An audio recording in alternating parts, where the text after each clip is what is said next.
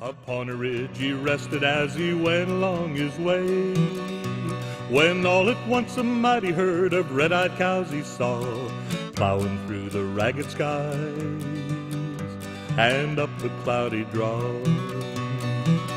Yippee-yi.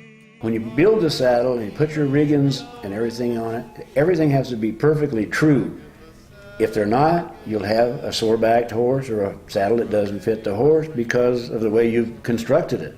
You know, I grew up on a ranch and was always a cowboy, and we had a pack outfit where we made pack saddles and repaired our own saddles and did all that kind of work, so I was always interested in the saddle part of it.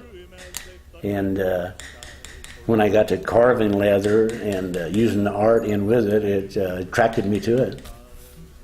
Now I'm just going to put the decorative cuts which really make the flower.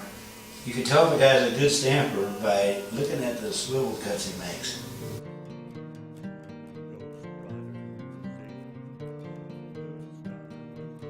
The Washoe style of saddles started back in the 1800s, and they started, D.E. Walker came there and started putting a lot of decorative work, beautiful flower carved. And they made their own trees, and they had a distinctive style and became world famous. And growing up in that area and riding Washoe saddles, my granddad had many of them, and my dad too, and that's been my love of a style of saddle. And they started putting lots of silver from the Mexican styles. They brought in the silver and put decorative silver work on them, which I do too now. And so I've always had a love for that style of saddle. Well, I started putting silver on saddles when I started making saddles, but it wasn't silver that I'd done myself, and I used to have to order it, and it never fit right, like around your skirts. And luckily for me, one of my great friends was Al Pachetti, who was a great silversmith and goldsmith.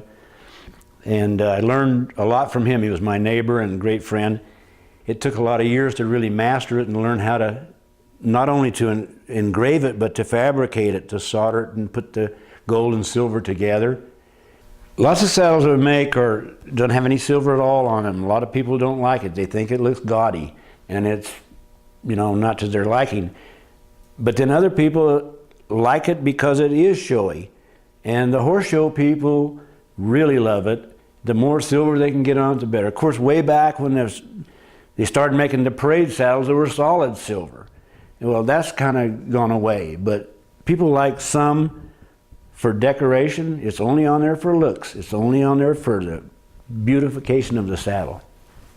As you get better and learn, you learn. Every time you make one, you learn something new. And the better you get, and it's fascinating, you know. It's something you lay awake at night thinking about your next day's work, what you got planned, you know, how to put something together.